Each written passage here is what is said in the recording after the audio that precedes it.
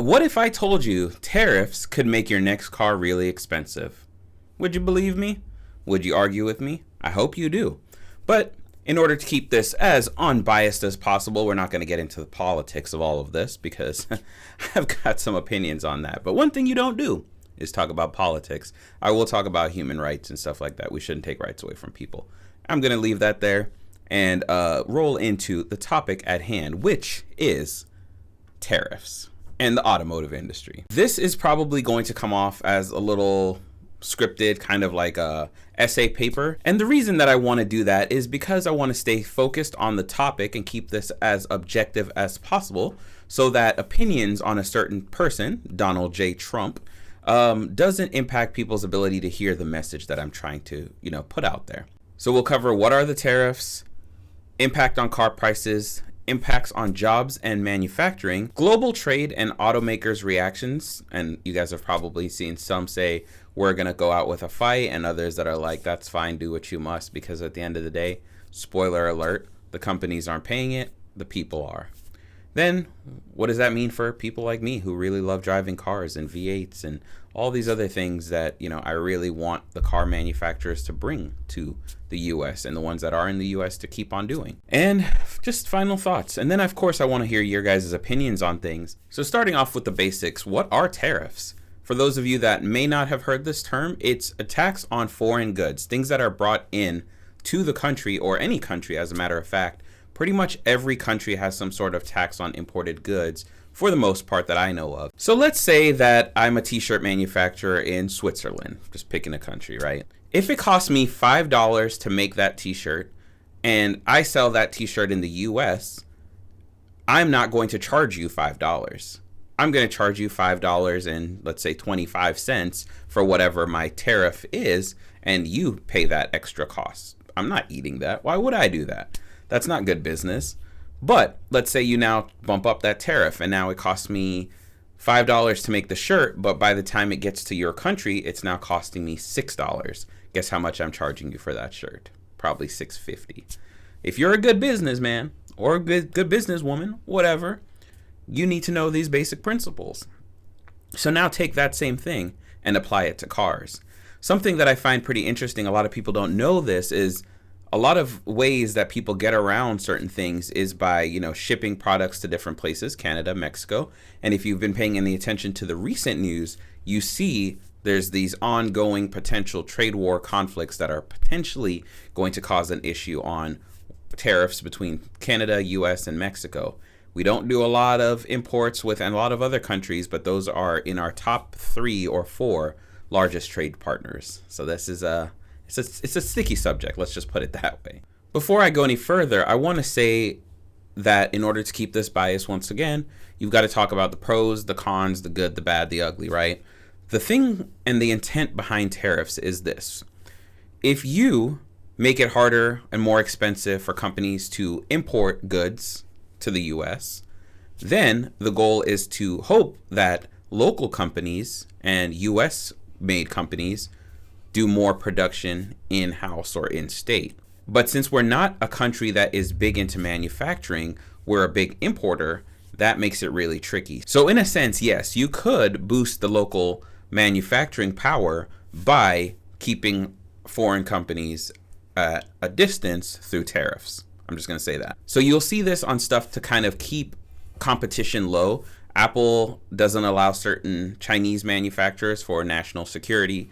But those are taxed pretty heavily. You've got BYD. A lot of the electric cars that are Chinese are not allowed to really be in the US, and the ones that are allowed, they try to tax them really high with those tariffs in order to, keep them competitively priced with what we're paying in the US. But let's say you have a car in China that's $30,000 and after tariffs it's $37,000. It still gives a lot of competition to US auto manufacturers. Food for thought. But then there's steel, there's aluminum, there's everything. There's microchips, there's all sorts of imported parts that go into making the cars.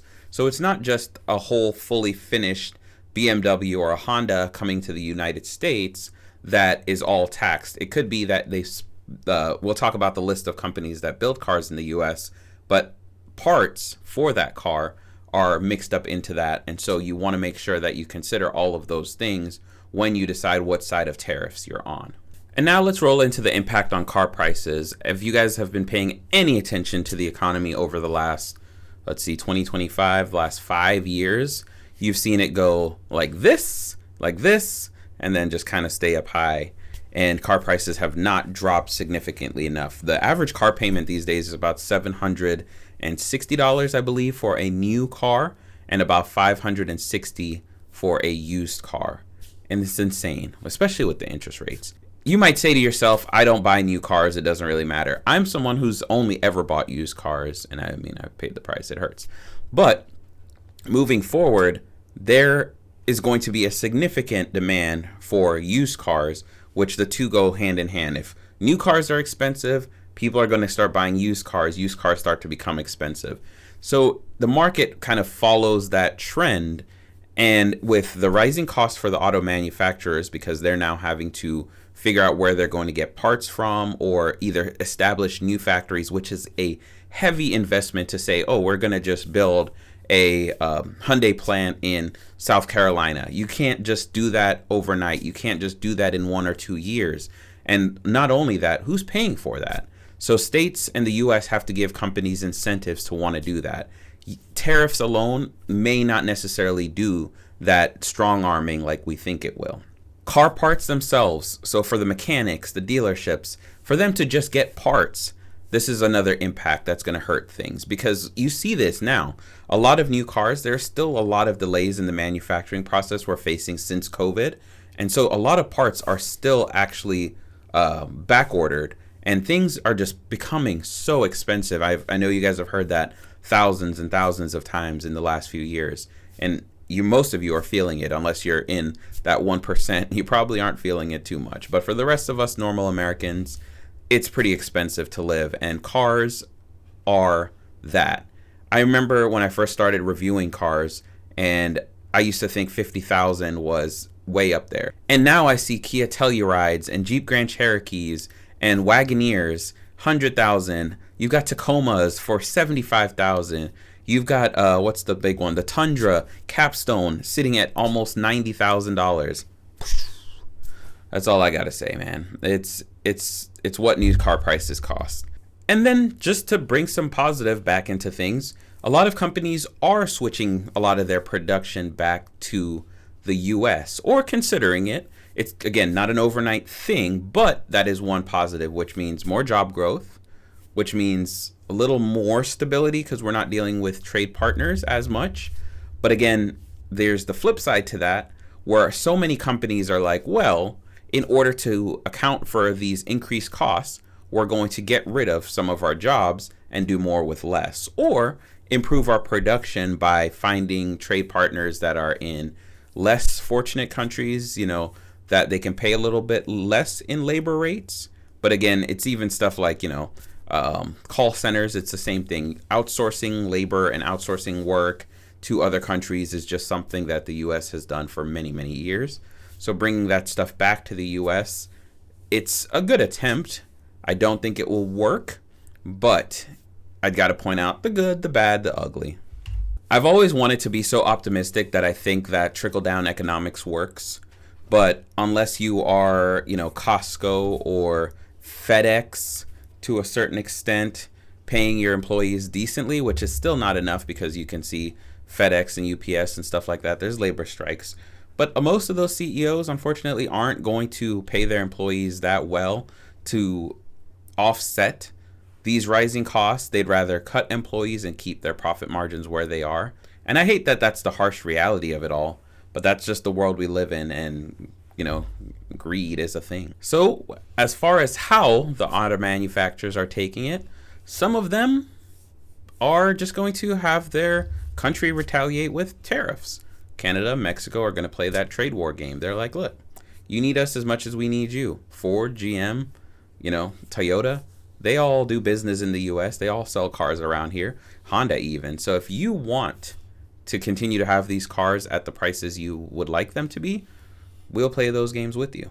I think we'll see who kind of backs down from that. It's going to be interesting, and it's going to get ugly before it gets pretty. So now that we've covered a couple basic things, and again, this is just a general video. I was going to say that I'm not a business major, but that is what I majored in it.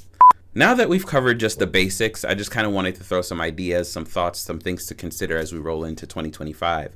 It's been a long Monday feeling kind of 2025 January for me. So I'm ready for February to see what that holds. Hopefully a lot of good news to come. I kind of wanted to talk about some of the companies that are already doing a lot of manufacturing in the US.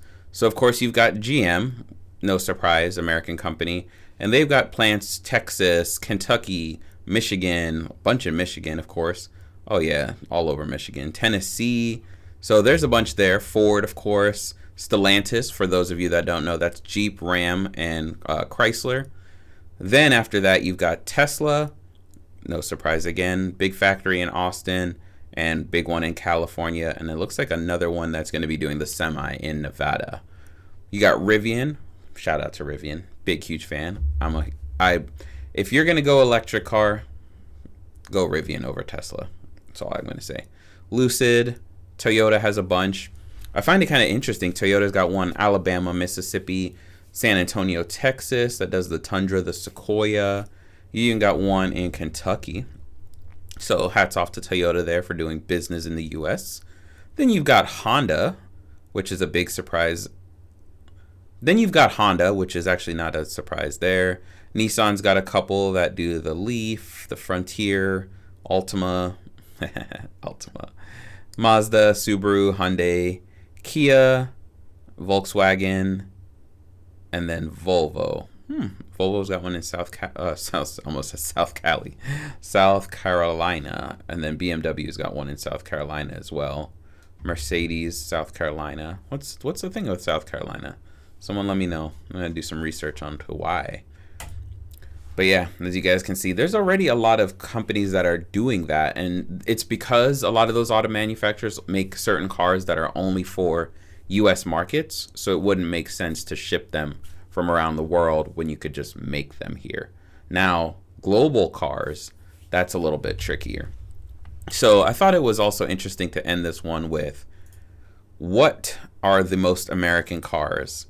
And right now, the Tesla Model Y, the Honda Passport, the Volkswagen ID4, the Tesla Model S, the Honda Odyssey, the Honda Ridgeline, the Toyota Camry. It's found on cars.com. The Ram 1500 Classic is the 19th most American car you can buy. And what's funny about that is, I think a few years ago, it used to be the Tundra or the Tacoma used to be one of the most American cars you can buy. But Ford Mustang, which should be a given, is number 31. I'll drop this link in the comments. But yeah, which cars are the most American? Interesting. So those are LJ's thoughts. Again, just a quick little summary, trying not to dive into the political part of things, but I will dive into the human rights part of things and just say that if you support. But that was just a quick little summary of everything that's happening with the car industry. I'm not even going to get started on the Paris Agreement or interest rates or any of that stuff. We're going to do more of these videos. So if you're new to the channel, consider hitting that subscribe button. And if you like this type of video or have any tips to, maybe improve my space, I don't really know. If you guys got anything, let me know.